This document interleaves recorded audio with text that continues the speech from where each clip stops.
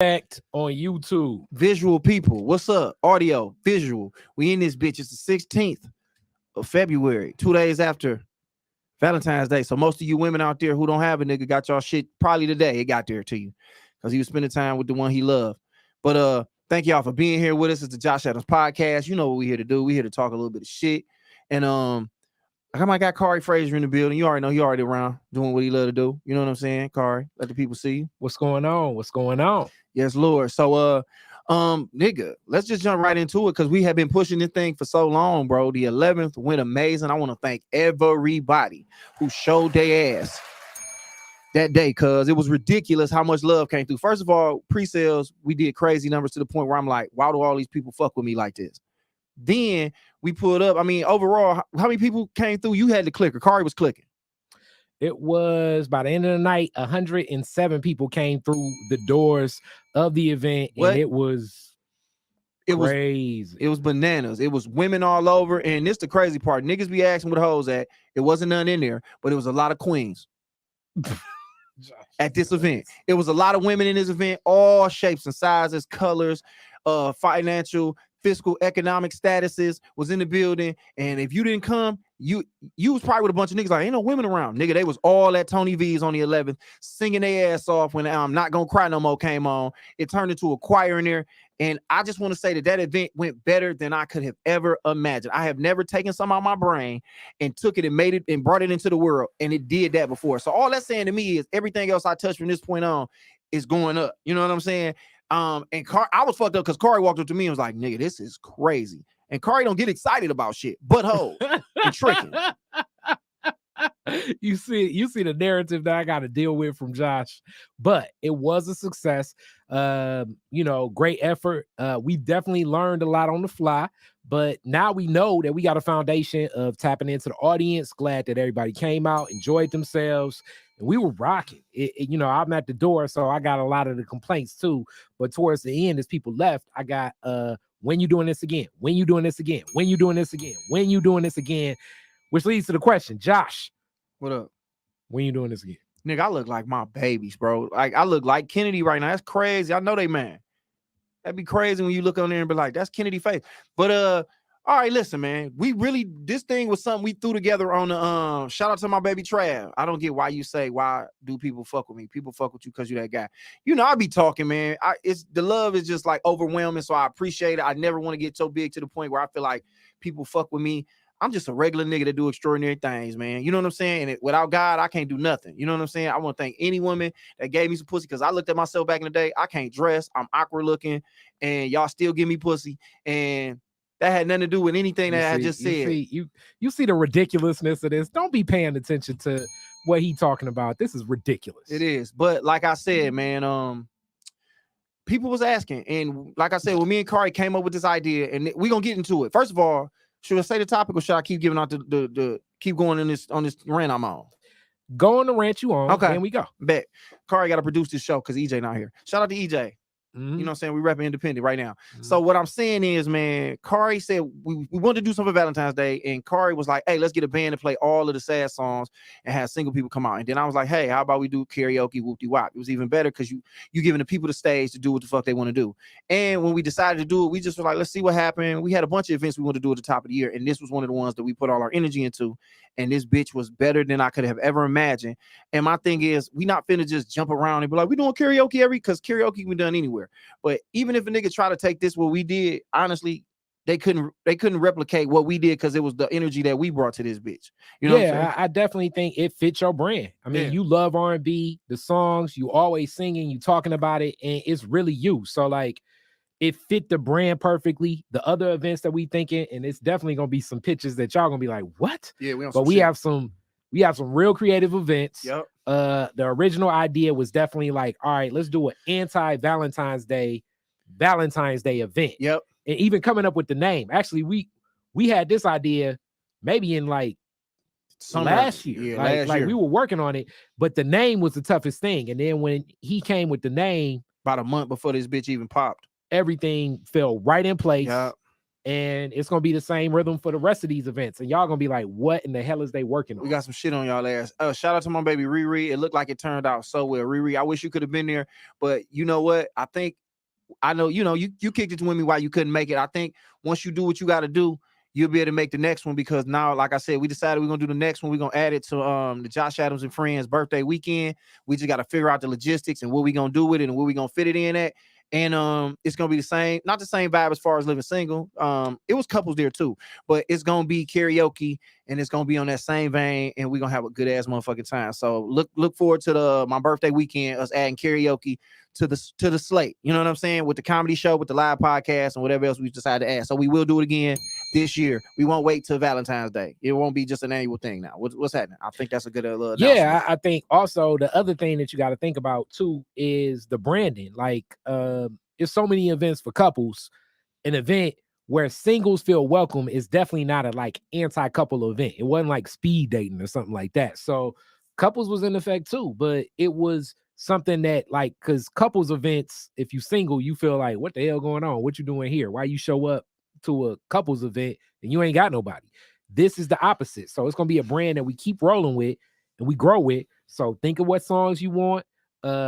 We'll let you know what it's gonna be. Going. Like, we don't even know. It's gonna be themed for sure. But like I said, Kari talked me into it. We are going to add it to the birthday weekend. It's just there. It's official. Fuck it. Like, let's go with it. You know what I'm saying? Because that was so fun. I couldn't even imagine waiting a whole another year for Valentine's for that to come around. So August, whatever birthday weekend is closer to my birthday, we will be bringing back karaoke. And it's going to be on a whole nother level. The shit going to be fun. And man, like I said, if you didn't get to sing last time, we're going to make sure you get to sing this time. Because I'm going to tell Tony, because I feel like that's probably going to be, unless we outgrow the venue, which we damn near did that day. Like, we put a lot of people in that building, bro. It was crazy. And for the people that came, I want to say thank you for your patience with the wait staff. Them white folks didn't know what to do with all you niggas drinking the Hennessy and all they wasn't ready. They wasn't ready for what y'all was coming with. So I appreciate y'all being patient with me and with the staff, because they were shorthanded. They didn't expect the love to come in there that came in there. And I never did no karaoke before, so I didn't know. And y'all was picking some of the same songs. And like I said, man, everybody who came out seemed like they had a good time. All I heard was good news, with like just good feedback. Thank y'all, man. Y'all, man, I mean, for real. Like, I done did a lot of flash shit in my life, I feel like, that I'm proud of. This is one of the most, this thing right here, this high up on the list. You know what I'm saying? This up there with this one little bitch I wanted to hit back, like I think in like 2014. And I got her because God is good. But this is like right up under that. Don't be involved in the Lord with any of your extramarital God and all that. God involved. How do you think you get pussy? How do you think you get pussy? You don't think God involved? You think God ain't up there like, all right, let me let Kari hit this little bit and set the play up for you? Like, God also at the same time when he blessing people, like, let me get to this house. He like, oh, Kari got that look. All right, let me get Kari hit that. I believe God is involved in every stitch of life. So I appreciate y'all for that again, like I said. And man, thank y'all. Y'all showed y'all whole ass on the 11th. All right, man. So we did that. Good recap. I think we did on that. Let's jump into this podcast because it's 9 o'clock here, man. Said I got a special guest in the building. Definitely do. Dude, I met while I did a show over at the Senate. Shout out to my guy North End. I talked about that show. It was basically doing comedy during the Source Awards, but it was a great ass time. Comedy during the Source Awards. Comedy during the Source Awards. That was the 8th. That was the 8th of January, and we all understand what happened on the 9th, but we're not gonna keep going into that. Everybody's not as strong, but you know, I'll be weak so that you can be strong. So, was God involved in that, brother? God is involved in every aspect of your life, ups, downs. You know what I'm saying? The lefts, the rights. You just take it how you take it how it comes. But I met this guy. He ran up on me at the show and was like, "Hey man, I do such and such and such and such and such and such." And I was like, "Bet." Like, you know, I always say this to niggas because I know that'll make a nigga back down.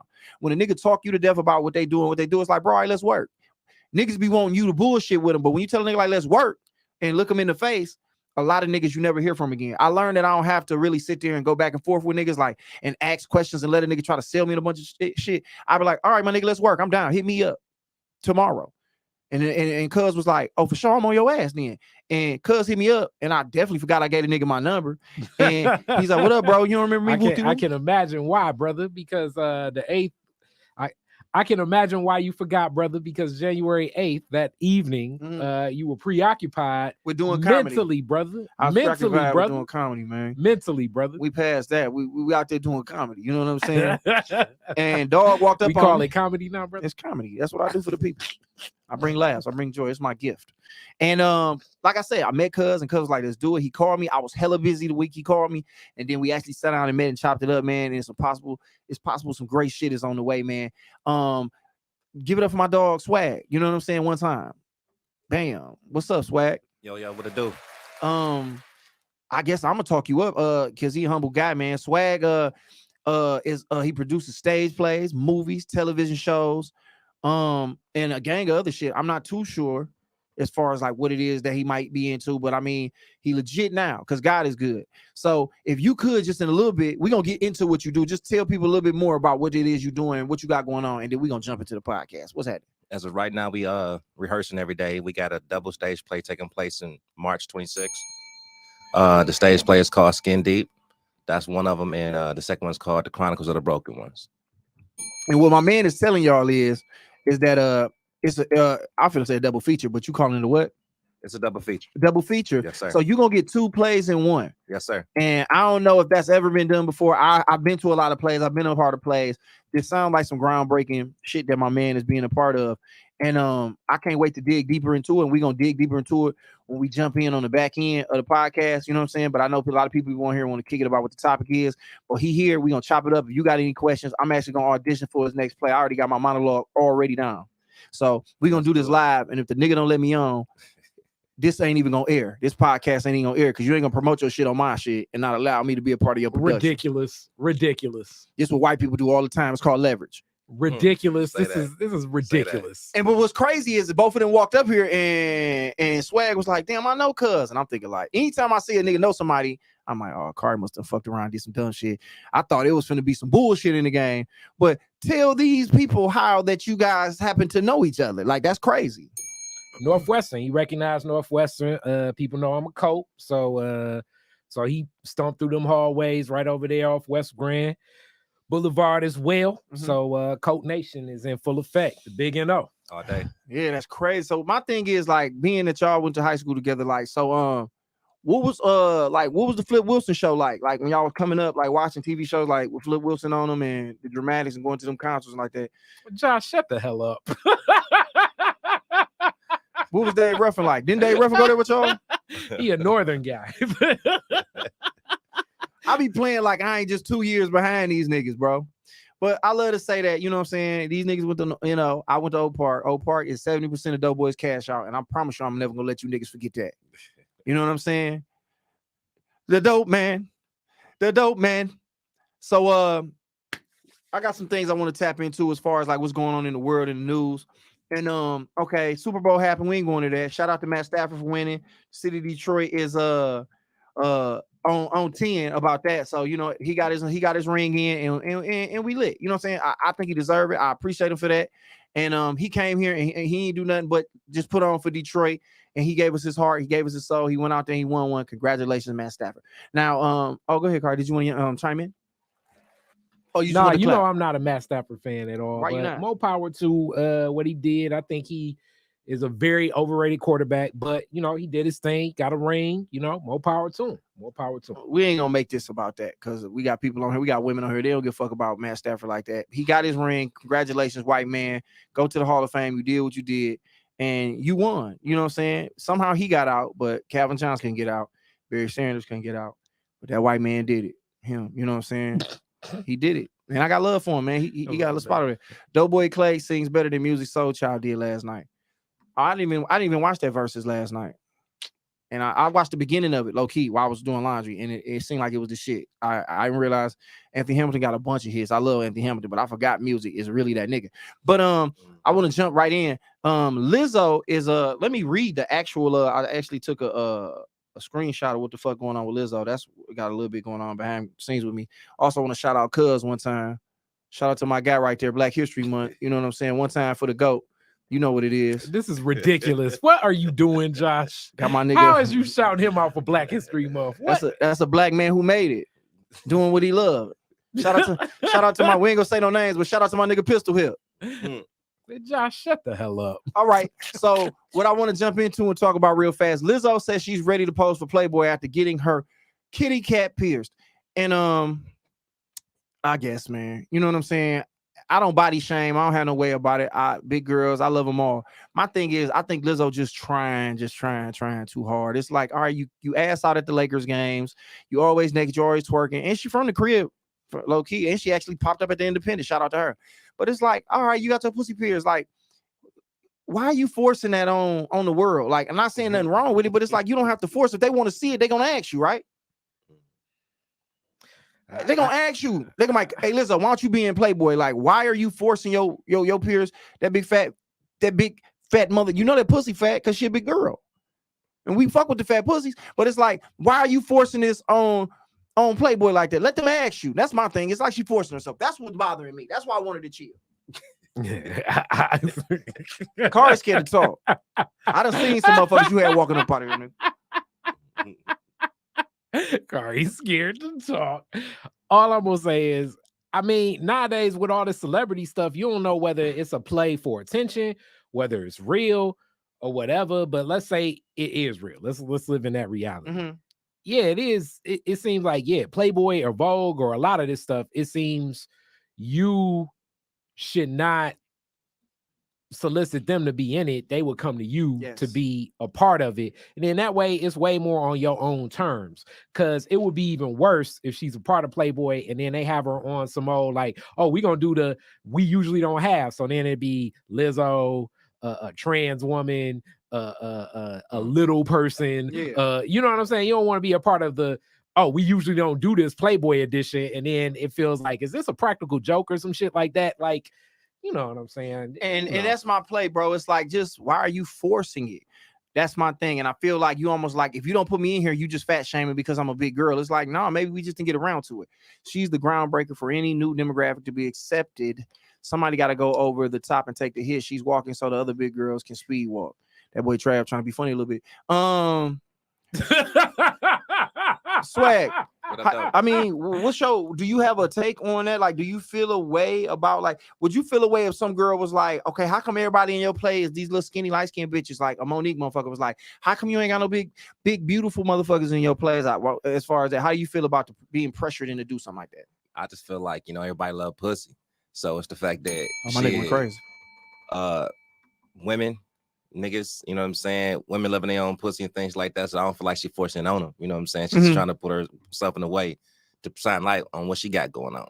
No, I respect that. I mean, I hear what you're saying. I kind of just look at it like, I feel like it's a play of her using her celebrity and the fact that it's a bias that's out there to kind of force Playboy to be like, all right, let's make her a centerfold. Lisa Davis said, or you offended because she's a plus size woman. What's the difference? No, I'm not offended at all. Like, I mean, I kind of just said it a couple times. I kind of just feel like she's trying to put these people in a situation where it's like, we got to put Lizzo on here because if we don't, the big girl community is going to come and they're going to say things about us and they're going to make us feel crazy and and we got to put her in there. So that's just what I feel like. Lizzo is somebody who's very comfortable with her body. She has a sex appeal about her. Like, you know what I'm saying? Like, you look at her and tell, like, I fuck with Lizzo. You know what I'm saying? Like, okay, that's, Lizzo kind of seemed like she'll go down through there and it seemed like that's what it's about. But it's like, oh, just let them come get you because you have the confidence, you have everything it is. Put it in there and let's do it. But don't use your platform as a way to force somebody to make you do some shit that it's like, that's just the way I feel like, because why do you need Playboy to put you in there? It's the same thing. And that's kind of what it's like, do your own thing. She was nude on the cover of that album. I mean, it's kind of like when Spike Lee be begging the Oscars to get an Oscar. It's like, man, award your goddamn self. You can do your own thing. And in a lot of ways, I would assume Lizzo's brand is as large or larger than Playboy, definitely larger than Playboy for any younger people, but like across the board, possibly as big. So she can release, if she wants to do a news shoot, she can do her own news shoot on her own terms. She don't even necessarily need OnlyFans. She probably could build her own like website, or it could be artistic. She can do her own thing. Like, why you need Playboy? But that's my thing. Like that, we always talk about that. It's like, why do you need this validation from this place to say that you beautiful and that you sexy when, like he just said, it's any magazine in the world will put you on their paper. Always do those very, very, very racy covers and shoots and shit like that. Or you can create your own publication, like he said, and do it yourself and be as naked as you want. And if it ain't about the money, you can do it yourself. If it is about the money, you can go to a platform like OnlyFans or create something where it's subscription based where people pay to see that. You know what I'm saying? Call it Chunky Monkey, whatever you want to call it. I don't give a fuck. You know what I'm saying? Do what you do. That's all I'm saying. I just feel like she's trying to make somebody do some shit when it's like, for what? You know, I mean, and this is my question: has Playboy ever really put big girls in their shit? They definitely got them. They definitely got a motherfucking type. That's the thing, right? I have no idea, but it's like it's back to another thing where like black dudes are black women really ain't in Playboy, and that's not the you know what I'm saying? Like that's not a part of our. They don't have that many black women in Playboy, let alone you know what I'm saying. So it's like. It ain't really for us. I assume Playboy is for white dudes. Flat out, if you're gonna be in Playboy, you gotta be able to take a plan B. If you don't fit the weight requirement to take a plan B, they're not gonna put you in Playboy. That's just how it is. You gotta be 155. You probably can't even be 155. But now they have made the flip. Cardi B is their creative director of creativity, or the creative director now over there. So Cardi just said there's not a lot of black women in there. It might change. Maybe they might change up what they got going on. Mm-hmm. I remember it used to be King Magazine. Wasn't that the one that niggas used to run to? King Magazine? Yeah, King. You niggas was around in 78. King. Remember that? No, that would have been like what was that? Like Blacktail. I remember Blacktail.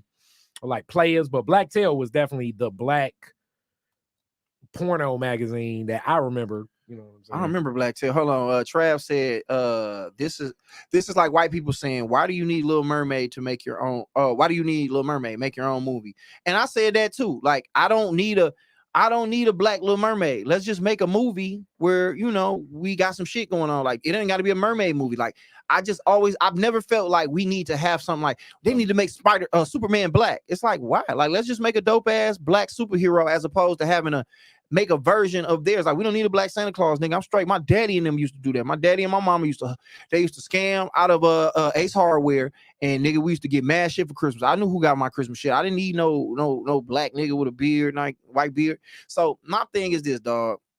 If you want representation, create your own. Like, stop trying to integrate into their shit to where, like, it's their rules. Playboy ain't gonna be like, they gonna make up reasons why they don't want to fuck. What you do with your own? Make your own magazine full of big, beautiful women such as yourself can be in there. Big pussies everywhere. Pierced, unpierced, shaved, not shaved. All that wild shit. Do it yourself, man. Stop running to these people and trying to be on their platforms when they don't give a fuck about us. That's really what I'm saying. My man that created his own platform over here. He ain't got to run in no motherfucking body. He ain't got to go to Broadway if he don't want to. He can make his own movies. He's making his own TV show. So it's like, that's all I'm saying, man. Shout out to Lizzo. I ain't saying chill because I don't want to see you naked. I'm just saying chill because you playing with these white folks and you ain't got to. Say that. Let the fuck out. You know what I'm saying? But you still be doing a little wild shit when you be at the games with your ass out. There's kids at the game. Keep your ass to yourself. Like, don't be walking around with your ass cheeks out. And they was like, what if Rihanna did it? I don't want to see Rihanna ass either. Especially now she pregnant. She don't let that nigga get her pregnant. She benefits from cancel culture. My nigga Buck might be on to something there. Cause now you can get people to cancel motherfuckers. So now Playboy gonna be like, all right, man, we gotta give her a spread. So now they got to dedicate 4 pages to her. Yeah, but just one photo. When they put the Little Nas X spread in that same magazine, she gonna be feeling like, what? Nah, nigga, that's gonna fuck the game up. They put Lil Nas X in there. Damn, I ain't even think about Lil Nas X getting in that bitch spread out, ass cheek spread out, looking wild. We ain't ready for that. That'll be a Playboy. That'll be an issue that I have no. Lisa Davis, how you feel about that? If Lil Nas X get on there and spread cheek, would I be offended by that? I probably would. I wouldn't buy that magazine though. That ain't for me. Real shit. Yeah, that ain't for me. It's an audience for that. Yeah, it ain't for the not boy. Gonna be some. But I don't buy Playboy anyway. You know what I'm saying? Flat out, I'm not watching it. So, damn. As we proceed, something else went on in the news. What's this? Riri crazy. I got love for Riri, man. She is the shit. All right, here. Let me see. I gotta dip into my little Twitter real quick. And this is pretty much what the podcast is about. I don't know what position Cuz play, but Malik Monk plays for the LA Lakers. Guard. He plays guard. Kari fuck around with the fan dude. That's why that nigga in the hole.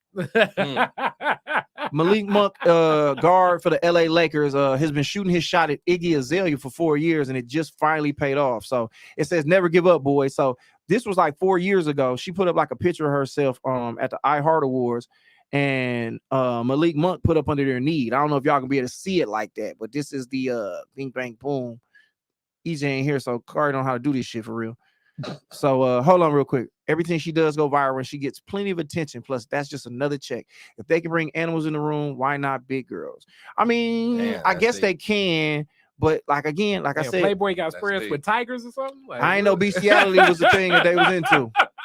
I definitely ain't. Yeah. I didn't know that was they bringing it into. I didn't know they had polar bears busting it open. But put it like this: she can get a check any kind of way. That's what we just said. But we moving on. Yeah. So basically, he cut into her about 4 years ago, and then next thing we know, they kicking it now. They were just seen out and about running the city together. So my conversation was now just my topic. I wanted to kick it with the long game. I mean, have you guys ever kind of plotted on something and was like, I'm gonna keep working on it because eventually I'm going to get it? Like Kari, Swag, whoever want to jump in first. I think I had one. I want y'all to go ahead and chime in. I defer to the distinguished gentleman that's the guest. If you got something, if you don't, maybe. So the question is, have I basically set a long-term goal and completed it? As far as with women, I mean, this nigga finna talk about business all day. You know what I'm saying? But yeah, women. Oh yeah, most definitely. You know what I'm saying? You gotta say no names. There, don't say no names. I don't want you to feel like you gotta do that. Just, yeah, most definitely. Set back and plotted some shit. What was the longest? What was the longest you sat down and waited on something? And was like, all right, bet I'm gonna wait this out. Shit, believe it or not, man, it was 3 years. Oh, that's 3 a years. long time, but 3 years. A lot of time to go back. So I mean, 3 years. Okay, so so 3 years. What was the longest you might have went? Waiting on something. Okay. So when you say waiting, because it's definitely ones that it's like, okay, I'm interested. It's there.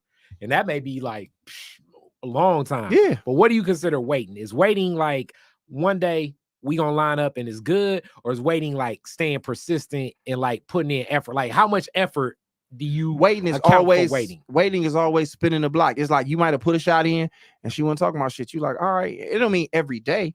Everybody system is different. Everybody, the way they proceed about going about it is different. So somebody might hit her every day, somebody might hit her every 2 months, somebody might be like, all right, I'm gonna hit her up once a year. My thing is, how long did you wait? What's the longest you waited? And then the goal. And then you always gotta just it could be fucking. It's 9 o'clock at night to hit, or just to even build with her. How long did you wait? The longest.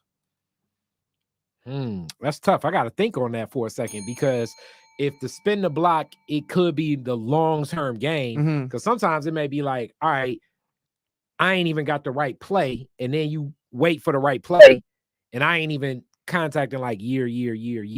But it's like, okay, maybe 5-6 year window go, but you see, you IG lurk, and it's like, okay, when the right time come, I'm going. So if that's the play, shit, maybe we talking decade 7. Right. You know what I'm saying? Damn. But if we talking more like, okay, I'm tapping in like every other month or like quarterly or twice a year, maybe about 2 years. 2 years. I think it might have been about 3-4 years, maybe 3-4 years, maybe 3-4 years. I have absolutely did that. Riri said I did that with this guy on my job back in the day, and I got him eventually. How long did it take? My nigga Buck said, gotta protect the innocent. Oh, I guess he talking about the Lil Nas X. You gotta be talking about that. But my thing is, I think it was about 4 years. The little chick I wanted to kick it with, whatever, had been around for whatever reason. She was still around, and it started off. She didn't even fuck with me for reasons that was whatever, and then I could tell she wanted to fuck with me. We tried, and then it kind of fell off, and then I would shoot my little shot here and there again. Boom, bang, boom, came back around, and then spent the block, and then it got on. You know what I'm saying? And we did that. So it was about 4 years. About 4 years. 4 years. I before we get into like Riri, you unpacking everything else first. So I want to say, like, before we get into that, like, it's kind of like systems too, because sometimes when you make that connection, like, that's why I say, the older I've got, the more I realize you need the right play. Because what's so funny, sometimes it has like been like, all right, let's meet up. And then it's like, all right, this is what I want to go and all of that stuff. That's where I may be sounding all over the place, but I feel more comfortable if it's something that will bring us together around what it is, especially if I already know her, versus just saying I want to see you. Because that whole I want to see you shit, I feel like I need to have way more to bring to the table than just I want to see you. It's hard to just be like, I done known her for 15 years and then I'm seeing her again, you know, since high school, and it's like, oh, I just wanted to see you. And it's like, that's it. Like nothing else. Like, what's going on? No. It's definitely got to be some work on both sides. Like, you know what I'm saying? You got to both put it in. She said it took me about 6 months to a year. My nigga Buck said, fuck no. Oh, Buck was talking about probably Nas X, yeah. No, he wasn't talking about Nas X. I believe he's probably talking about Lizzo walking around with her ass hanging out at the games. Got to protect the innocence as far as the babies. Yeah, man, it took me, because put it like this. We was okay, how can I say this without incriminating anybody? All right, so put it like this. I was fucking with a friend of hers and she felt the way about it. But you know, a lot of times girls and then for whatever reason, she be like, I don't fuck with that nigga. Whoa. But she didn't fuck with me because she fucked with me and I was already fucking with her girl. So time passed, her and her girl fell off like most women do. They always fall off. So you can end up catching up with a friend. And then we built something and then we started messing around here and there. Nothing serious ever happened. And then like, I believe she moved, and then I lived my life. I think I had a whole nother baby. It's so crazy that I had babies and people that came back, and I was a new kid in my life. Shout out to both my babies, JoJo and Ken. This nigga Kari, man, shit, come in somebody, nigga, don't be mad at me. So then put it like this, cuz. So then she, we start kicking it wooty woo. She back around, and then you know the energy was there, but she still played that energy like she ain't fuck with me. But some of my head was like she fucking with me. So I put pressure here and there. Boom, boom, boom, boom, boom. And then we ended up having consensual sex several times. And it was a very, very, very, very, it was a cool experience. You know what I'm saying? So I definitely have done the waiting game. I got my sniper on. I laid in the bushes and waited. And I think we can be patient. You know what I'm saying? And again, for what she was going to say, was it worth it? I believe it was.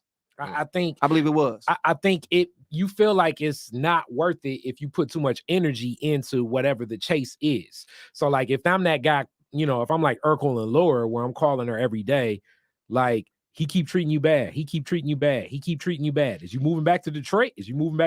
Like, yeah, you're going to feel like you put too much energy in. But I think like everything, you got to temper your energy and attention and interest in whatever this is, where you're not going out the way, but it falls within a comfort zone that is managed. But I thought she meant at the end of it all, like overall, like this my thing, like not even because my thing is this is like if the pussy wasn't good, it was like, damn, I did all this for nothing in the sex. But what I'm saying is the more energy you put in, the more expectation you have for whatever it's going to be. So if I put a whole lot of energy in the pursuit of this, and then it ends up coming out with a less than expectation, now all of a sudden, like the more energy I put in, the heightening my expectation. So that's what would make me feel more like it wasn't worth it. Whereas if I was still cool about it and I was moving like in a comfort zone, then now I can really look at this honestly. Whereas if I put a lot of energy and extras on it, like if I relocate myself to Vegas because that's where she at and shit like that, now all of a sudden, yeah, I'm in my bag. Well, yeah, you expending a lot of energy there. What you finna say, Swag? So paying attention to this conversation, right? So are we talking about adult life, or are we talking about when we was younger type shit? I think adult. Okay, well, because when you a kid, shit, it's like, you know, how long you gonna wait when you a kid to get some pussy? You know what I'm saying? Like, you ain't tripping, nigga. Then it ain't. I mean, then the 3-year thing, I was going off some high school shit. Nowadays, it's like I ain't got to. You feel me? It's like, yeah. You know, I mean, I guess because in high school, it's like you're not making adult decisions. You kind of messing around. The feelings ain't really real. Anything can go however long it gotta go. So in reality, it's not much invested in it. Like Hikari said, I'm gonna call you. Must bust. Josh? I don't know. Okay, but what I think is that Lisa Davis. What I think is this, Kari, is that like you said, a kid can't get up and move. Well, I guess you could in high school. I mean, in high school, in college. I guess and you still a kid in college. But like Kari said, if I move to Vegas to be with somebody and then it all turned out to be some bullshit, it's like, damn, like, was this all worth it? But in my head, just putting in, like, not even excluding being a kid, it's like waiting to get something that you wanted and then getting it and being like, damn, it's just really wasn't all what it cracked up to be, regardless of the energy you put into it. If it ain't this thing that you thought it was going to be, you're going to still be, whether you tapped in once every 3 weeks or if you tapped in every day. I think if it's some bullshit. But my situation was very, very, very, very I fucked with it. Shout out to her. You got something to say, Swag, or? Nah, I'm just listening to the conversation, man. Oh, okay. You know what I'm saying? I thought my shit is just a little bit different. You know what I'm saying? I mean, they choose and picking, so I really ain't got to do much of sitting around waiting on nobody. You dig what I'm saying? Yeah. So, all right. So basically, what you saying is you build with who gonna build with you. So more so, they in the cut for you, and it's the opposite. you know, you can say that. You know what I'm saying? You can say that because they already know what they're gonna do with you when they see you. All right. So have you noticed the woman like? Have you noticed that energy? Like the energy of a woman that's like, okay, she kind of in the tuck. I see she about to make her move. It's just a long game with her. Mm-hmm. You know what I'm saying? She was like, can you come to Sunday service this week, brother?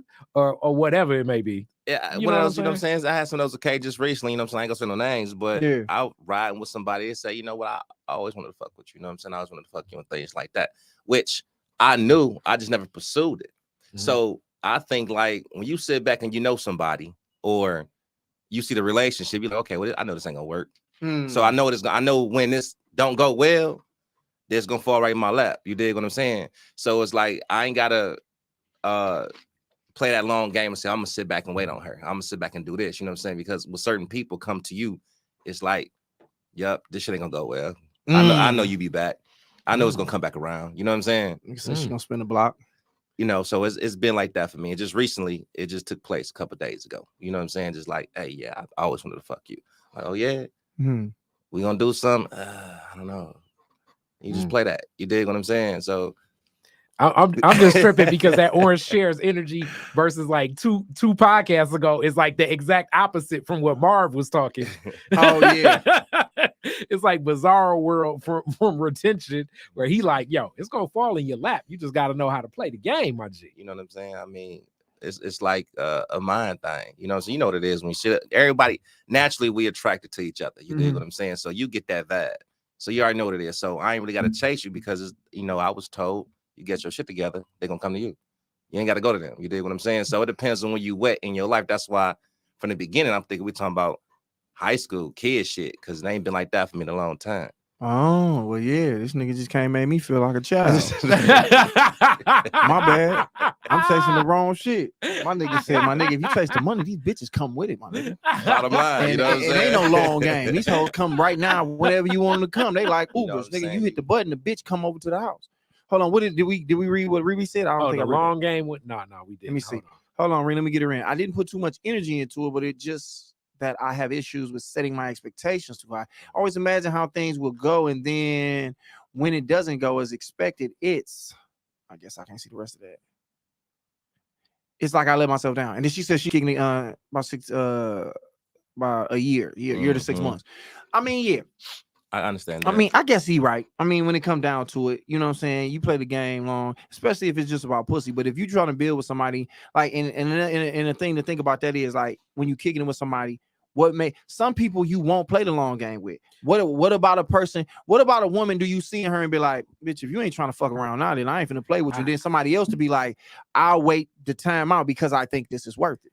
I was gonna say, and I guess I look at it like it's an interesting dance because so much of this in business it's like it is business in some ways, but it's life. Like, yeah, it's certain things that I'm patient for. It's certain plays, even in all worlds, where it's like, okay, I'm gonna get there, and I do track. So I guess we would differ on that in Swag because definitely with certain women, it's like, all right, you know, I'm gonna be patient. You know what I'm saying? Because I think a connection is there, but I'm here, or I see a possible connection, so I'm not gonna lose any favor because I'm in another situation, or she may be in another situation. But at the same time, you know, it's other women where you right, Josh. Like, it just seems like we going to the number one thing that scares me is when I feel like, you know, I always speak about my terms. If I see a woman that's saying, yeah, I think I see your vision, I think I see your terms, but everything in my gut says, nah, she gonna want to change me.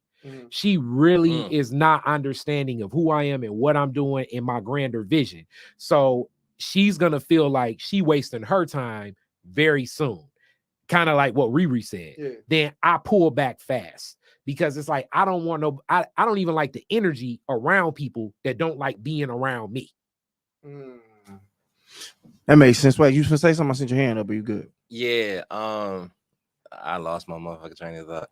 Not exactly. Hold on. Go down.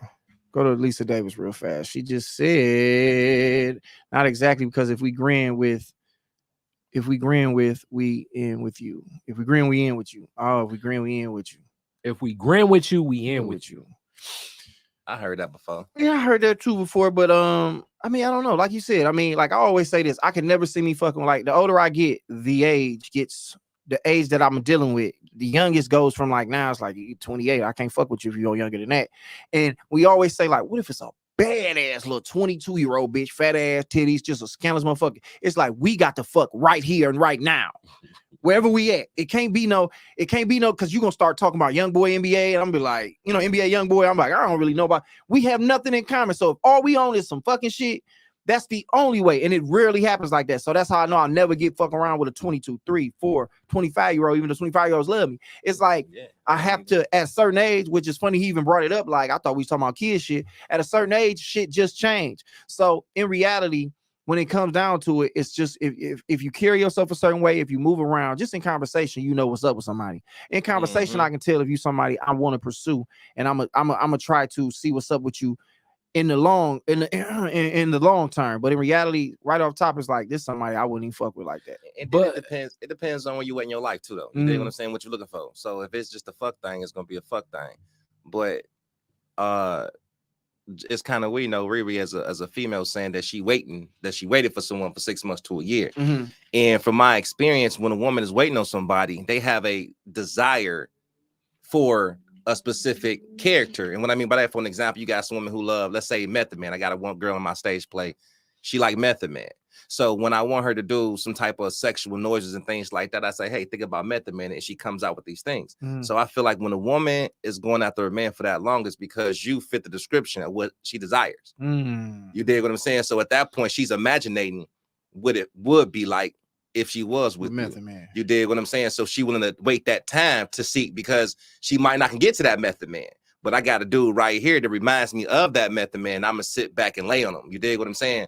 So I think from a woman's perspective, it's different from ours. Yeah, and and the crazy thing about that is like, I didn't know that pimps did stage plays and directed them like that, because that was a lot of pimp shit that you just did. And he was like, look, bitch, if you want to get it done, who you like, ho? That's the cow then. Imagine that's the cow. And she went in that bitch like, nigga, push it out. It's hard out here. I need that from you. That's funny. What would you finna say, Car? I was gonna say, like, definitely the imagination is big in that. And I think it's on both sides, like, for everything. You know what I mean? Whatever it may be. You know what I'm saying? It's many people, definitely from Detroit, that move to Atlanta, but build up in their mind what Atlanta's gonna be like, and then they get down there and it's like, same shit. Yeah, it's like, what the hell? Like, I thought it was gonna be like, you know what I'm saying? Like, you know what I'm saying? T.I. was gonna walk up to me, give me the ticket, and I'm winning. And it's like, what the fuck going on? I think relationships can be like that too, because like meeting those expectations. So really, that's my biggest insecurity about, that will back me off of a woman. And when you said like the age range definitely does carry like certain wisdoms, because it's just gonna be certain things that even if a 24-year-old knows it, they haven't felt it. Like a 28-year-old or a 29 or 34-year-old, whatever you want to say. Yeah, but I do think the biggest thing is just, unhappiness is tough, man. That's a tough energy to be around. So when I can telegraph a person that's like still kind of spinning their wheels, and I think a lot of younger people are spinning their wheels, because I remember what it was like when I was 20-something, spinning my wheels, trying to make something happen. Just so much energy, the lack of patience that I had. Yeah, it's a tough energy to be around, bro. So it may have to be more like right now, right here, because that's more where their energy is right now than anything else. All right, Riri said, I don't think it's about chasing. You can let a person know you're interested without chasing them. I just made it obvious and kept it pushing. I mean, and we like that sometimes, because, women don't have a good way of letting somebody know that they interested without, you know what I'm saying? Like, they nonverbals ain't really like that. So it's like, it's the fact that you let cuz know what time it was and y'all pursued that.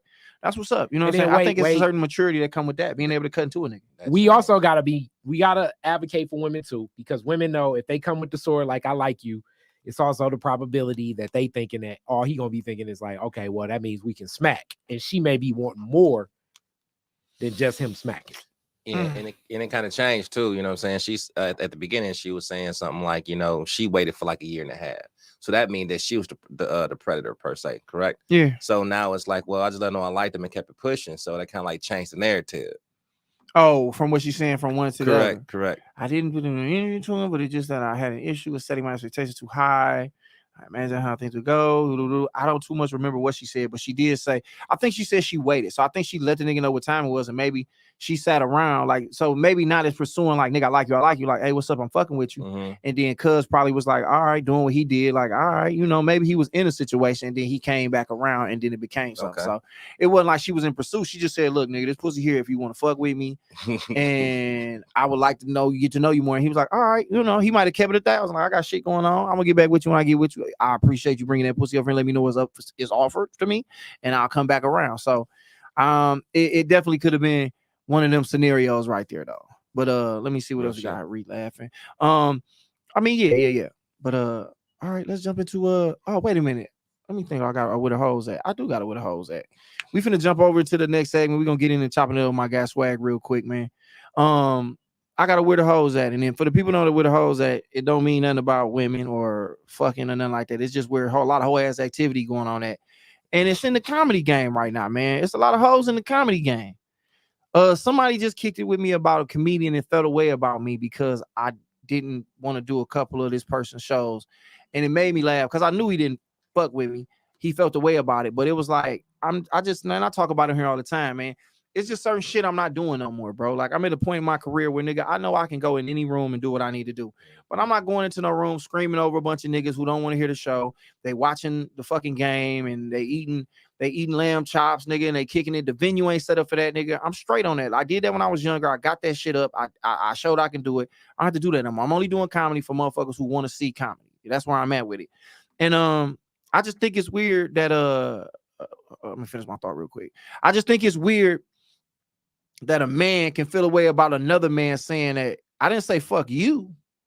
I said, nah, man, I just don't want to do that. And the fact that I told you no, that's feminine to me. Like, my girl get mad at me. You know what I'm saying?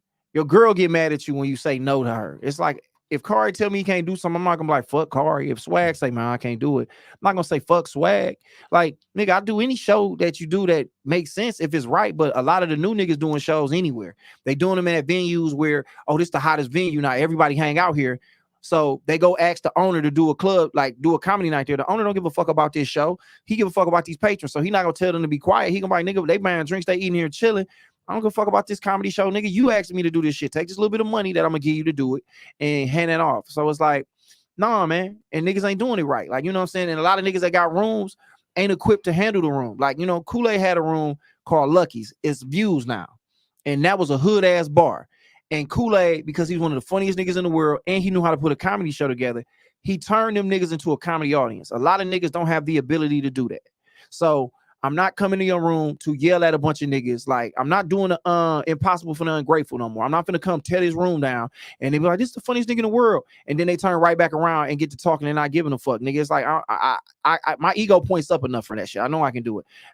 They don't pay me no more money. These niggas ain't coming to shows. I might get a couple fans out of it or supporters out of that, and I appreciate that. But bro, I can put my own shows on, and I do comedy shows now where motherfuckers want to see comedy. But this kind of go back to, I mean, you know, I hate to equate so much of business to relationships, but relationships, all business is based on relationships. And to me, it's back to terms. You know what I'm saying? Whoever that is doesn't respect even setting boundaries of terms. So this is like a bigger things that I would unpack. And I would say, no offense to whoever that comedian is, but obviously probably that comedian ain't even evaluating what those terms are.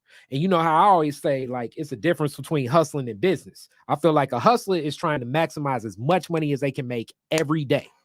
You know, whereas a business person sees the long range game. So like a hustler would, like, I don't know, UPS truck flips over on a street, a bunch of iPads spread across in front of their house. They're gonna snatch all them iPads up because the UPS driver, you know, died in the crash or whatever. And they're gonna sell all 100 iPads in a day, and they'll make, you know, let's say 10 bands. And then the very next day, their friend be like, hey man, I gotta hustle. You want to sell Tiger tickets outside for opening day? And it's like, hell yeah, because they're not even thinking to themselves, I made 10, so let me take that 10 and invest in something so I don't have to do this type of risky shit tomorrow.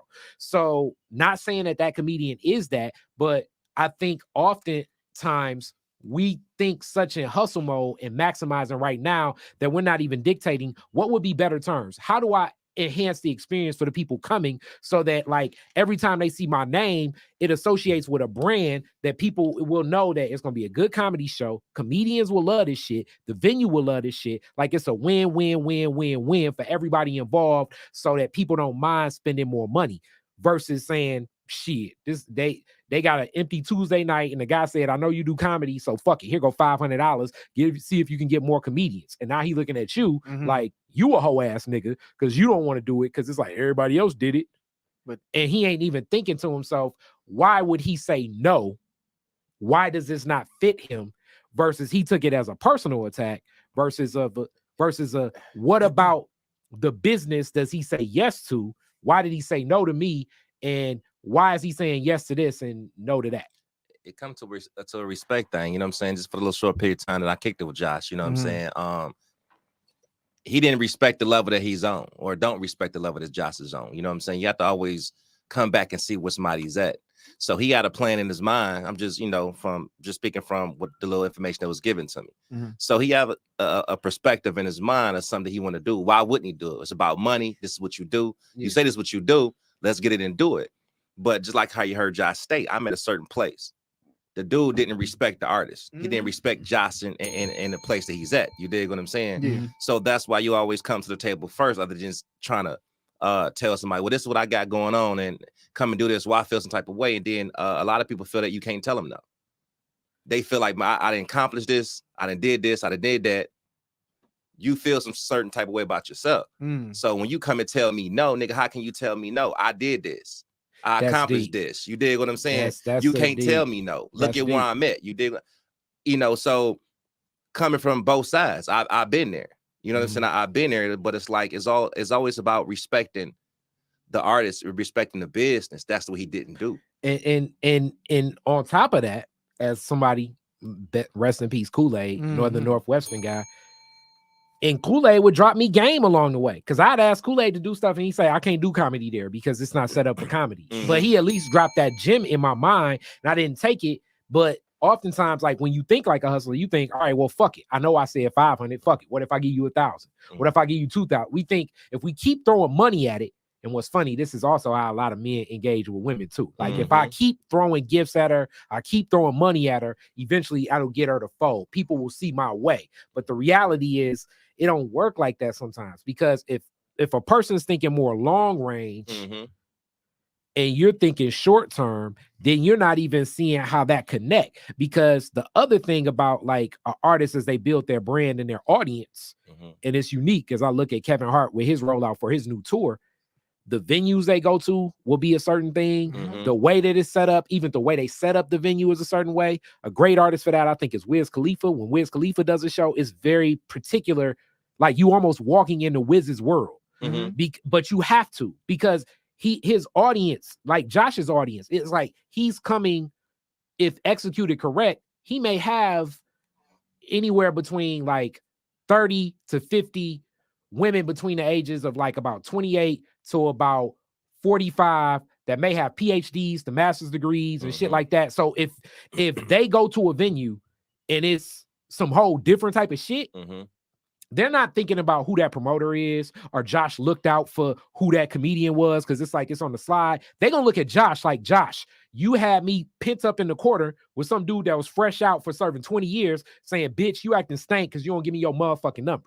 Yeah, and that's on Josh. And that's why I tell niggas now, bro, like I gotta know what I'm doing and where I'm doing it at because I got people who want to come see me do my thing. And if I'm on their side of town, or if they might even get in their car and make the trip and get dressed and put gas in their car and pay for a babysitter, I gotta make sure that the spot represent me and take care of my people. Like, I mean, nigga, just go back to the show we just did on February 11th, bro.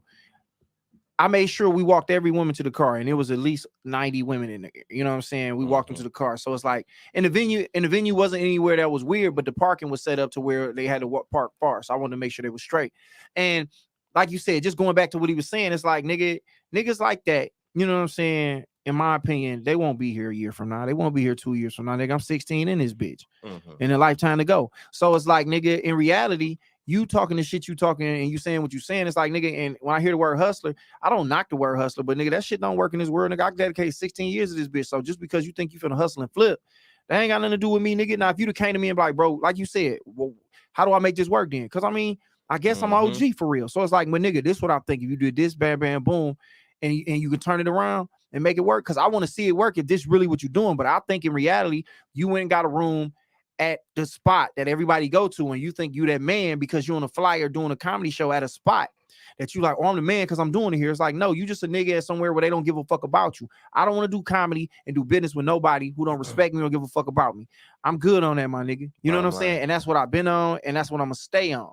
So, you know, I mean, the nigga can feel away, and like I said, it don't matter to me. I mean, if the nigga asked me and booked me and he had a decent room, nah, I go fuck with him because that's comedy, that's business. Like I can get money with you. I don't feel no way about you, but it's just like, nigga, no, like I just think that's corny for a nigga to just be mad at a nigga like he saying no to me.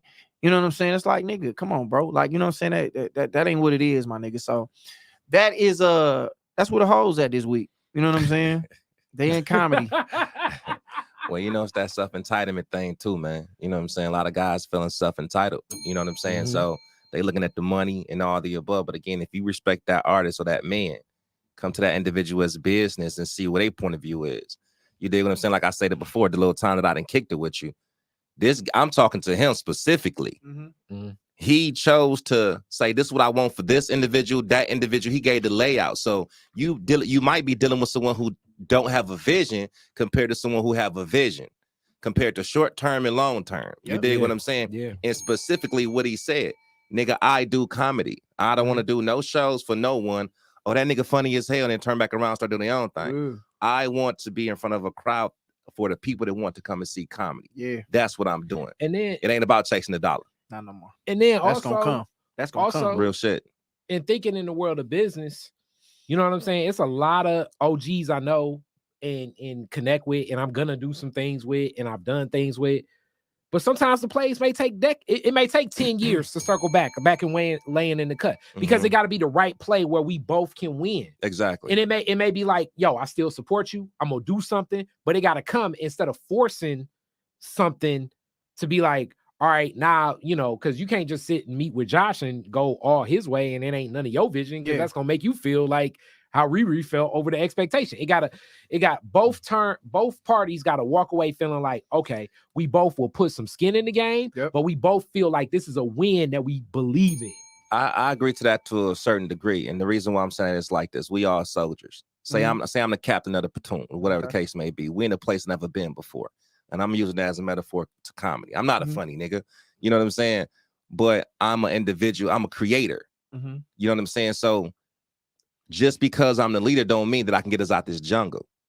I have to sit back and let that individual who knows their way around this jungle take lead. So I can't really say, well, if both our visions is not being met, we not gonna win. We need to step and let this guy lead this platoon so we can get to where we got to go. So it's gonna be time for me to move back and let this man do his job. Oh yeah. You dig what I'm saying? Everybody ain't on that shit though, where it's like, nigga, you know what I'm saying? The quality of a good leader is a nigga at one point, he was a soldier. So it's like, nigga, sometimes you got to fall back and be like, yeah, nigga, I don't know shit about this. Like, hey, nigga, how the fuck do we get out this jungle? You a nigga who familiar with this area? I'm gonna follow you. That's what a leader. It ain't a leader being like, oh, I'm that nigga. You need to listen to the fuck I'm saying. It's like, nigga, I don't know everything. So like when it come to business, I defer to Kari. You know what I'm saying? Like, nigga, if I'm fucking with this nigga, we doing a play, I know how to make the play funny, but you know how to structure a play. Now, if I come through and say, hey, bro, we should do this, you like, bro, it's called blocking, my nigga. They have to turn this way. If you turn this way, they don't see what you're saying. So it's like, I understand all that and self-entitlement, bro. Like I'm sure I got my ways and I'm entitled when it comes to certain shit, but I'm working on all that. But I feel like, bro, I'm damn near like 89% of the way out of that, bro. Like I'm so removed from self and ego, like that it's like, nigga, no, I don't know. Tell me what I need to do. Or nigga, hey, my saying is this now, nigga. Hey, bro, if I'm tripping, tell me. You know what I'm saying? Like, nigga, I did that when I was getting something to eat. I was like, look, it ain't really a lot of chicken on this motherfucker. If I'm tripping, just tell me I'm tripping. If I am, I'll take it. And they look like, no, you ain't tripping. Right. So that's just where I'm at with it, man. And like I said, nigga, Real shit. I gotta learn from. I got some information when it comes to comedy. If niggas want it, I'll give it to them. And the crazy thing about it, I'm still learning. I'll tell a nigga, hey, bro, if I don't know, hey, go Howie Bell. I'm gonna ask Howie, or I'm gonna go ask. And it might be a new nigga who got game on some shit that I don't know. Like, hey, bro, I see you fuck around on social media. How that shit work when you be doing the sponsored ads? Like, what do you do? But niggas too much already feel like they got it figured out, and they jump in the game and they think they know something. And that be my niggas. Like when niggas ask me something, I get to talking, and then a nigga cut me off because I don't like talking over niggas, and I don't like niggas talking on me. I let niggas get it out. And when a nigga cut me off, I'm like, well, I just stopped talking. Like, well, this nigga already know everything. I mean, what I'm gonna tell him? Like, you know what I'm saying? Like, you asked me something, and then you was like, yeah, because oh, well, then you be, nigga. That's where I'm at with it. So the hoes in comedy, shout out to y'all. I got love for y'all niggas, man. You know what I'm saying? I'm 16 strong, man. We'll see where you niggas at in 2023. Lisa said that's why I like ugly niggas back, but then I bring them rats too, because they curious to know what he's doing and how he doing it. I don't know, man. She's speaking in code. We love you though, Lisa. Exactly. Something like that, Josh. All right. So we got my man in the building, dog. Like I said, I met him at a show. We sat down and kicked and chopped him up, man. He got a stage play that's is dropping when? March 26th. March 26th at the Senate Theater. That's over there on Michigan. Over there, man. Nice venue, man. I've done I did a movie premiere over there. I performed at a big comedy show over there. So and like just tell people your background, what you've done so far, and we'll get into where we at now. Like just tell people like how you go from selling drugs to doing plays, bro. I'm lying. He ain't no drug dealer. He just dressed like one. It's for a play. Shit. I've been writing for a long time now. I went from writing stage plays for churches and things like that. Writing music. Like I said, I play the piano. It's just that I feel more at home writing movies and stage plays. So that's why I'm at with that. So do you remember the first gospel play that you wrote? Like, do you remember that? On top of your head, just the title. Yes, I do. The title is called Willing to Change. Willing to Change. And was it one of the ones like, did it sell out? I mean, like I don't know how it worked. Well, I was younger. I've been writing since I was like 14. You know what I'm saying? So, it was a church thing, and it was just the church family situation. So it wasn't particularly at any venue other than at the church. Oh, so everybody was gonna be there. So how did they respond to the play? How did they respond to it? They like it? Yeah, they loved it. Keep it going, keep doing what you're doing. But at that time that I feel what I was doing and didn't have the resources necessary, the main support wasn't there. Yeah. You know what I'm saying? So, hey man, you're doing a good job. I love what you're doing.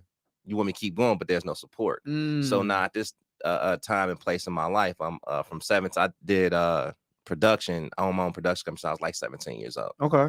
So I did parties, bought out bars, live entertainment, so forth and so on. Okay. I just feel at home doing stage plays and movies. Oh, so you went from the pulpit to Patron. Bottom line. I ain't mad at that. So my thing is like, so when you look at your older work, and I know how I feel about mine, do you look at your like, because you were so young, but like it was good for the time, but you look back, oh man, I really wasn't on it like I was supposed to be on it. You know what I'm saying? Yeah, no doubt. Sometimes I go back and read my shit and I say, man, what was I trying to go with this? Yeah. You know what I'm saying? Or why they was lying when they say like this shit. You know what I'm saying? But it do be good. But as an artist, you look back over what you done and be like, God damn, like, cause I look at jokes and stories like, what was I talking about? But everybody was like, man, he was so funny. I mean, they see the potential there. It's just in your head, you figure out technique and you figure out how to really your voice, and you know what I'm saying. Once you figure all that out, you become the creature that you are creatively. So it's just crazy that you've been writing since you're 14, and now you how old are you? 39. 39. So you got to be like at the, you don't put your 10,000 hours, and I hear that a lot when people talk about it. So like now when you writing, you already kind of got the characters in your head. You know where the story going, and because I'm good with this, and that's why I know I need to really get my script game going. Like I watch a movie, like I watch a lot of stuff on Tubi and a lot of shit on all that, and I'll be like, cuz raped them babies. Watch. And I watch them, well, how you know that? And they be mad, like, why do you do this? I don't like watching movies. But I could just tell, because, and then as a writer, you want to be so creative to where nobody can see that. You want to be able to be like, that turn happened, and you be like, you telling me the substitute teacher was raping them kids? I don't know why that's in the movie, but I'm just saying, like, I can't believe that the dude who was training squirrels killed everybody. Like, you want to be able to do that. So I know, like, knowing that you write like that. That's one thing that people notice about my writing is that I want to be able to keep the suspense and have a twist. I don't want things to always seem, I seen this coming already or predictable. And then the cheap shit where it'd be like, it'd be a character that didn't even come in the movie at all. You'd be like, when did her daddy come? The daddy was always the one cutting the grass. We never seen him outside. And then that'd be the twist. So it's just funny. So when did you feel like your shit made a turn to where you are now? Where you was like, I'm good at this. Like, I'm really good at this shit. Just recently, I wrote a movie called The Hustler for MGM Fat Boy. MGM Fat Boy, that name sound familiar. Yeah, they call him Mr. Shake It and shit. You know what I'm saying? Is, yeah. He ain't from the crib. He from where? He from here. He from the zone. I'm tripping. Yep, he from the zone. He from here. He went to NO. Is that what you do? Zone 8. Zone 8. Yeah, we from you the only zone. fuck with niggas that didn't graduate from Northwest. It's like, man, nigga can't graduate, bro. We gonna put him in the game. You know what I'm saying? And what up, Regal? When I wrote that, it was like, yeah, it's time to I charged to write scripts or whatnot. There you go. But this one, The Hustler, was like, and I ain't patting myself on the back, but I told people this: you ain't seen a script or a movie like this since Minister Society or Boys in the Hood type shit. You dig what I'm saying? That's heavy, dog. And I'm claiming that. You know what I'm saying? And it's like, and I keep telling them, like, man, let's go ahead and put the shit together. So March 1st or the first week of March, we plan on shooting it. I've seen a lot of movies from the hood and things like that, but they not doing what I just put down.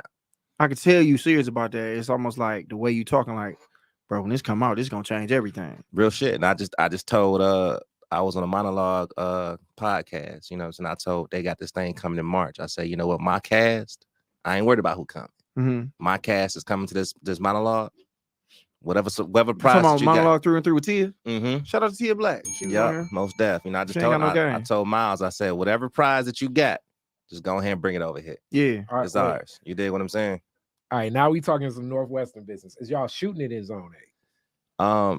Fat Boy, we coming. Some of it, yes. You know what I'm saying? Some of it, yes. Fat Boy is coming up with different locations. DJ coming up with different locations and things like that. So we're gonna bring it back to the table and lay out a schedule to go ahead and begin to shoot it. All right, and now I'm about to give you a little bit. No, Car, you can't be in the movie, man. Go on with all that, bro. This nigga Car like, can I be in that bitch? No, go ahead. I was just about to give you more context of like what make Northwestern what Northwestern is, because it like just it's sitting right there at the cusp of like Dexter, Grand River, and West Grand Boulevard. It intersects in all of these territories that ATB. The streets label as gangs, but in reality they're just neighborhoods. So Dexter, Linwood, across the bridge, the number streets, and then Zone 8 is really the housing of Northwestern. So that's what made Northwestern such a dangerous place. It was like, you was like in the heart of some shit. If you wanted to drive down the street lane, you definitely Northwestern could have been a PhD in some street shit Real for shit. a little homie.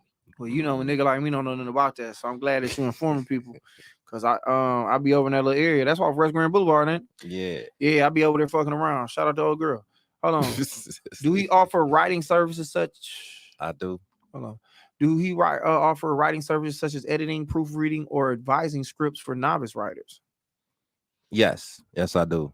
You know, I do co-writing as well. So if anyone need a co-writer or you want to beef up your script, most definitely come to Swag.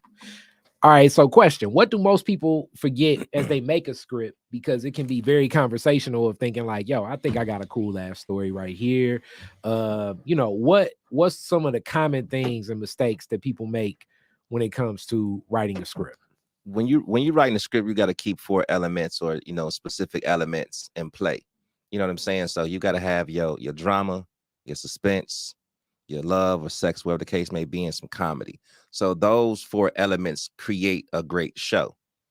So you gotta be able to have those 4 elements. You just can't have drama, or you can't be lengthy with specific scenes or a specific individual or character. You got to be able to bring in those elements to make a good script.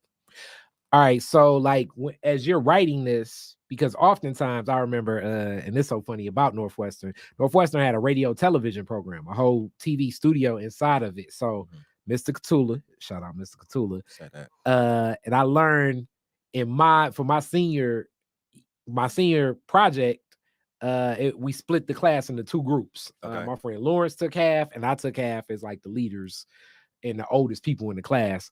And my continuity was all messed up. Like people, like it'd be a scene because we shoot different days. So like in one scene, he wearing a hat, then it turn around and the hat ain't on. Exactly. And then it'd be like, like just the continuity was off, the script was off. It's like in my mind, I thought making a movie would be easy as hell because we had all the equipment, we had all the editing, but it was one of the most incoherent, all over the places things, because like as I'm writing the script, I didn't realize I needed the script notes to also lead the directors, the cameramen, the editors, you know what I'm saying? Like, so when did you learn the layers of that? I'm real detailed. Well, let me give a shout out to my oldest sister. Her name is Kiana Harris.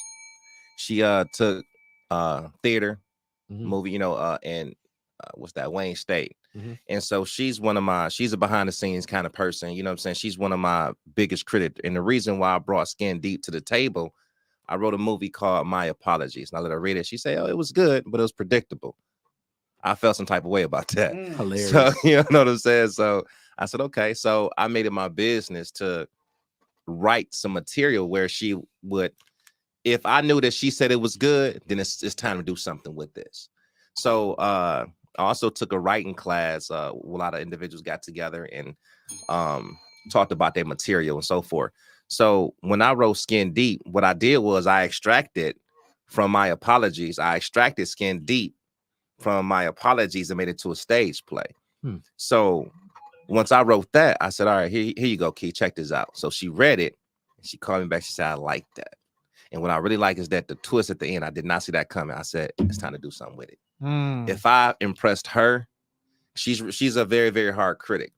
So if I impressed her, it's time to do something with it. And so I got everybody together, fired directors, fired characters, it's a whole process until we got the team that I wanted to deliver this stage play. And once I realized the process or system that I needed to continuously to write a hit per se, I stayed in that format. So I'm real detailed in when I write. So I can write some dialogue and I'll put what I envision in parentheses so the individual that's reading the script understand what's taking place or what's taking place next. So I'm very detailed with that. And also tech people, because I come more from the tech side and the bit like business tech is me. Like we sometimes run a rut. Me and Josh always go back and forth over the lighting, even here. You know what I'm saying? Like, what are you doing in your directing mode as the writer, like pushing for the tech? Because it's very disorienting. I had an interview today over something where it's like, it was like 3 cameras here, but the lady said, no, interview me line of vision here. So like some of just our natural progressions of life is like, I'm communicating with a person. But now I got to talk to a camera. And then it's not even like I'm talking to a woman, but it's really you reading it back to me. So I'm like, I'm having this, like, I'm approaching a woman, but in reality, I'm talking back to whoever the real director is. This is weird. You know what I'm saying? Like, how do you coach up actors to even have a presence of mind of that? And for all you people listening, this is the shit actors go through that make it such a weird thing. Well, in regards to the movie side of it, if you have more experience than me in that area, it's my job to give you my vision. So I can't, if I say, well, and I always place it in I come from a carpenter's background. I'm a tradesman as well. So I put it in perspective. You want me to build you a mansion? I can do it. You say, well, all right, Swag, I don't want pillars in my living room. Well, I'm going to say, hey, well, we got to put pillars because in order for this to work, in order for your foundation to be stable and have things up to code, I have to have certain things here. Now, you might not envision that because your vision is, I want this big ass front room. But in order for this to work, in order for your vision to come into fruition, we need these things to take place. So it's the director's job to say, all right, well, I understood how you saw it, but the way I'm working this camera, we might not be able to do that shot. We might not be able to get it like this, but we can get it like that. In order for me to bring out what you're trying to get for the people to see, I'm gonna need to do different shots. We got to do the same scene over and over again at different angles and at that angle to create this collage of different shots to get what you're looking for. So it's really up to the it's like kings and priests. So it's really up to the cameraman and the writer, who's the visionary, to speak with that individual, because you're a master at your camera. Only you know what you can really pull off with that camera. So it's up to me to say, well, this is how I saw it. And when you say I can get that, but we need to do it like this. I know you didn't want this, but this was going to make it work. Trust me.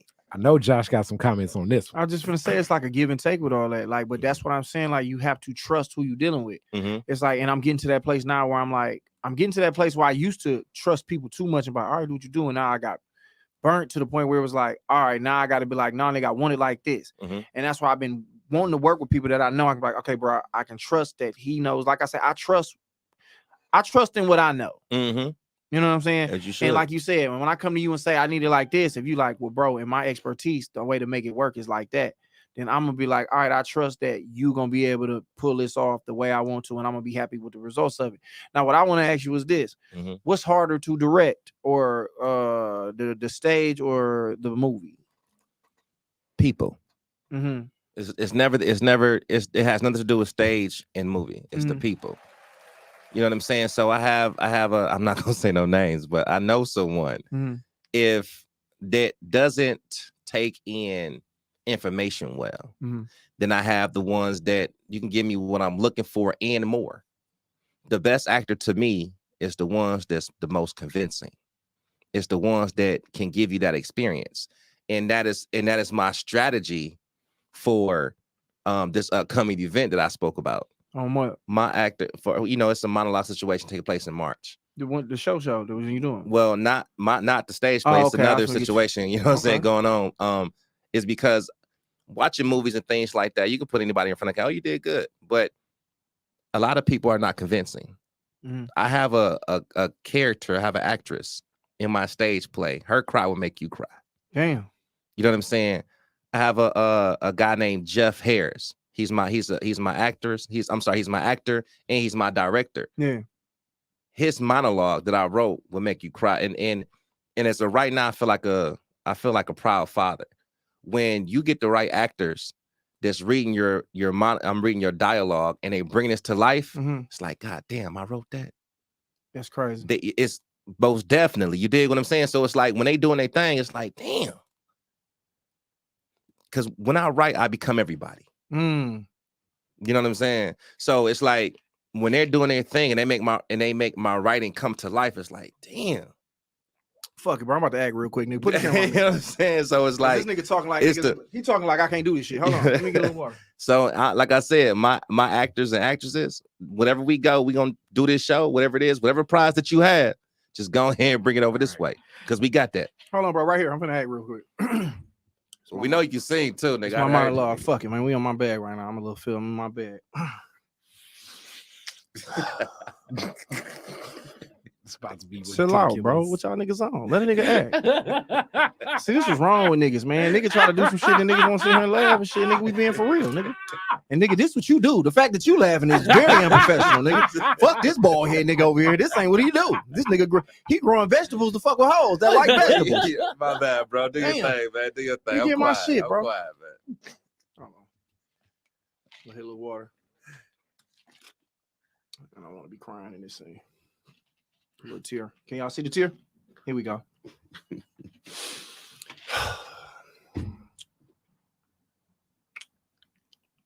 Can't believe I gotta tell you this. The woman that I love, that I'm having a baby by a woman that I barely even know. Come on, my nigga, what you on, bro? What is you on, man? You know, I was about to say that sounds like some R. Kelly shit, but it's Usher, right? It don't matter, nigga. It's my monologue. Let me get back in my bag, bro. I was like, this nigga's singing R. Kelly, R. Kelly song and shit. Can't believe I gotta tell you this. The woman that I love, that I'm having a baby by a woman that I barely even know. And I hope. All right, man. That man. These niggas some hoes, bro.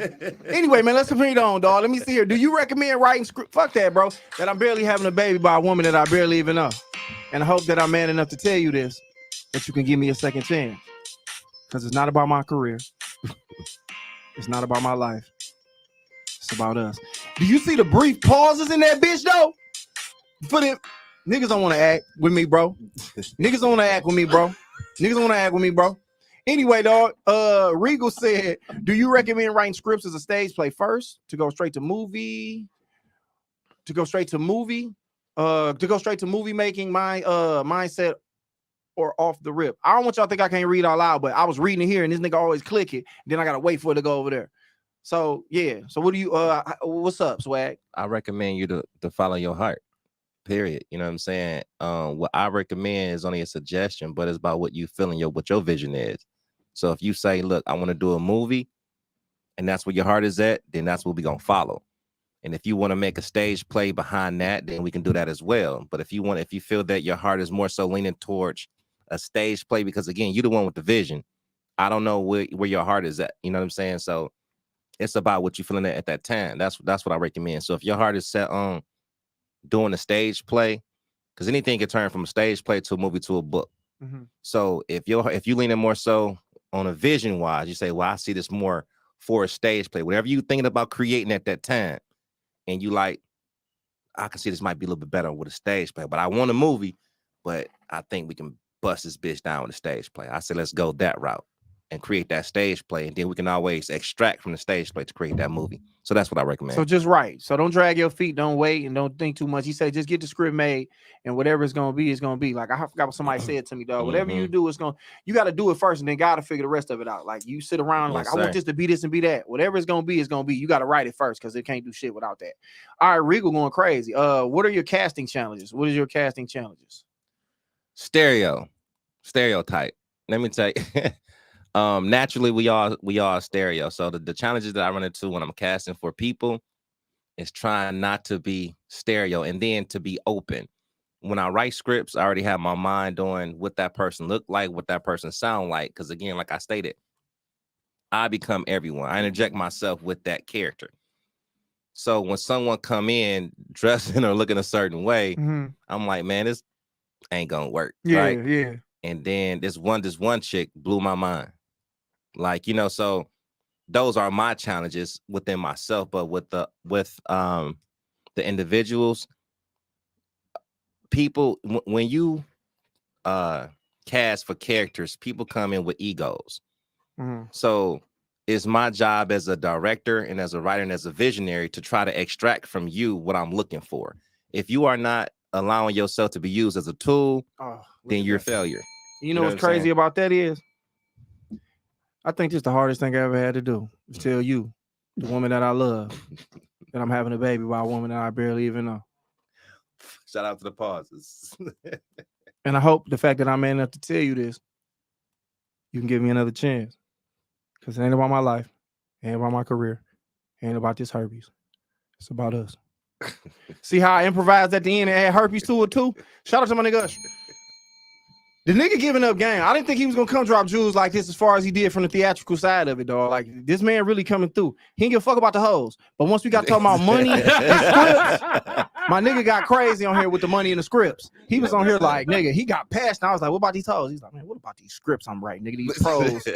What about this shit, my nigga? I'm over here on my other shit. You think about some hoes? That was childish, nigga. I'm writing things to change people. But yes, sir. Let me think, bro. Okay, so tell them again when the play is going down, so they can definitely come support that. March 26th. The show starts at 3 p.m. at the Senate, Cross Streets, Michigan, and Illinois. And I don't know tickets on the event right now, but go ahead and just mark them dates on your calendar and make sure y'all in the building, because I wouldn't have him up here if I didn't think what he was doing was legit. Y'all need to fuck with him. Is there any actors that we might know in here that's like, that people might know might already be fans of from other things? I don't know who you know. Oh, so he said he work with who we work with. He ain't out here dick riding like y'all is. And I'm gonna say this, for those who want to tap in with Josh, I'm gonna leave something with Josh, and for how Josh want to play it. Those who want to come to the show, come check us out. Holla at Josh. He got some tickets for y'all. You dig? What you gonna do for them bitches though? That's what I want to know.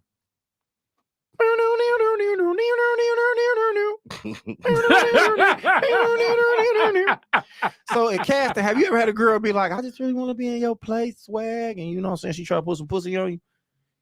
I think that some people find Oh, this nigga about to get me too. He about to talk to me around it. Situations have occurred in which I was out of my control. You know what I'm saying? I thought she liked me for me, but then the bitch ended up being the star of my play. No, I'm talking crazy. Go ahead. I mean, you run across those, you know what I'm saying? But How you play that? I'm about my business. I don't know off top. All that pussy shit don't mean nothing to Nigga me. like, I don't love you, hoe. They sitting like, you know this Nothing. thing. You know what I'm saying? So Bing. She's like, you want some of this pussy swag? Bitch, I'm finna finish this third act. I don't want none of that pussy. If you came to me like that, who else you went to with it? You feel me? Yeah. I mean, the game is good, and I'm sure that's out here because not everybody is like, everybody's in a movie, everybody's in a play. Like right now, everybody is acting. So it's almost like everybody just want to be able to say they was in something. So I'm sure they might have thought that they could put that pussy on you and get into some shit, and you like. That's not how it works. You got to really be good because you seem like you care. Not to say that maybe a lot of these niggas don't care. Maybe they just put people in stuff because they famous and think if you put them on there and then they in the movie for 30 seconds, that's going to make people watch it. That don't make the film, the play, or any of that good. You know what I'm saying? It's not like you put real work. And when a nigga use a word like I extract, you know what I'm saying, from something, it means what the fuck he's saying, and he possibly has something to do with cannabis. And other things such as that. He said, I extracted a stage play from this movie. So the dude know what he talking about, man. I am thoroughly impressed with what he got going on. So I mean, I ain't got nothing going on. I'm gonna go to the play. If he gonna leave some around here, y'all gonna come get these tickets, but y'all gonna pay for them. I'm getting to that, man. Bottom line. Because it comes, you know what I'm saying? You gotta support to keep it going. Like you can't like a nigga shit and then not help them continue to do it. You can't I like what you're doing. I need you at the shows. I need you to come to these plays. I need you to come to this movie. I need you to stream my shit. I need you to share. Just because you don't have a lot of followers don't mean that it don't matter when you share my shit or share his shit or share Kari's shit. It's very important because your people turn into our people. If you fuck with it, they gonna fuck with it because y'all all in the same branch. You know what I'm saying? So just continue to support what we got going on around here, man. Swag, tell these people something like, your social media or something where they can follow you at, bro, and keep up with you or something like that, my dog. Tell them something. You can follow me on Instagram. We own it Production 16. On Instagram, you can also email me at we own it production16@gmail.com. So Instagram is we own it productions. We own it, like not on, but own it. OWN. We own it productions _16 on Instagram. There you go. I want to make sure you say that because niggas be confused. Like I was looking for, I couldn't find it. All right, right here. We're gonna get this last question in. Regal Valor content said, do you have any good recommendations for camera format? I honestly do not. All right, then. Well, I mean, a lot of these niggas be buying Black Magics. I don't know if that's gonna help you out, but Black Magic is official. I think it's more so. I mean, nowadays, Sterling shooting dope stuff with. You can use your phone. Yeah, I mean, so much of it. Yeah. It depends on you as a tech person. Get comfortable with the equipment. It's so many times, especially back when I was doing more of the music stuff, you walk in like a dope boy basement and he got like a whole Pro Tools board, but don't even know how to turn that shit on. Like, get comfortable with using the equipment more so than what it is, because it's some people with iPhones that have done magic. They got a couple extra lenses that go on top. So whatever you most comfortable with, I think your editing software is good. Blackmagic's Iris Suite, I believe, is open source software, so it's free, and their color correction is pretty dope. But yeah, Blackmagic's is dope, but it's other stuff. And I think Kari just said something that's important. I mean, just get good at what you got. You know what I'm saying? Like no matter what camera you got, if you can shoot with it, it's gonna look good. It's just I guess all the 1800 megapixels and all that wild shit and 14K and fucking whatever all that is, that's cute. But if you can shoot something with just a dog, like what you're doing, you can make something look great. So work with what you got, and then when it's time to boss up, you're gonna be really scandalous with the noodle shit. So yes, sir. That's just the way I kind of feel with that kind of shit. Regal said, but there's a minimum format that is expected. She said, yes, he is definitely serious about his craft. I'm about to turn up the support for both of you guys. Christine said, great advice. Straight up, we appreciate y'all, man. I'm trying to think. Carl, you got something you want to start there? Man, same old. We doing more Detroit is different stuff. I'm really excited about what's next with Josh. The next event is definitely gonna throw y'all for the loop. So yes, Lord. And we gonna drop that information probably sooner than later. And yeah, y'all gonna be tripping off that. Oh yeah, shout out also to Mike McDaniel for helping us with the commercial. We gonna have more commercials coming for y'all. Yeah, that next commercial gonna be interesting. Yeah, appreciate it. Tomorrow, man, I'm at the I'm with my guy Fluent at the Jazz Cafe at the Music Hall. So if y'all ain't doing come pull up on me, man. He always had great events. I'm gonna be doing me. It's gonna be poetry there, and it's gonna be they gonna talk about love. I'm assuming, so I'm gonna figure out, I'm gonna figure out some shit. I'm gonna kick it how I kick it, and that's really all I got going on, man. And shout out to everybody going down to NBA All-Star Weekend. Hopefully you catch that. I mean, hopefully you fuck around and get, you know what I'm saying, pregnant by one of them niggas, and you know what I'm saying, you come up if that's what you're looking to do. I want that for you if that's what you're looking for. I'm sure Savannah gonna be there, so Brian gonna be out of reach. You know what I'm saying? Aisha gonna be around there. So go after the lower level niggas, like, I mean, Malik Monk, girl just start kicking it, so you could possibly still get that nigga. And LaMelo Ball is the one. If you gonna have a baby by a nigga, he about to be the man. Let that nigga nutty. Kari don't think LaMelo Ball cute enough, so he said, "Which one you like?" Kari looking like, see, I don't know about him. No, go after Avery Bradley because he on his way out. What are you talking? Ain't no hoes gonna be around Avery Bradley. He ain't really scored no points this year. But no, man, thank y'all for listening, man. Watching, appreciate y'all, man. Continue to support, man. We love y'all, man. Be safe, be blessed. Peace the fuck out. We in the streets again. Where we stay at? In the broadcast. Let's see. Ended.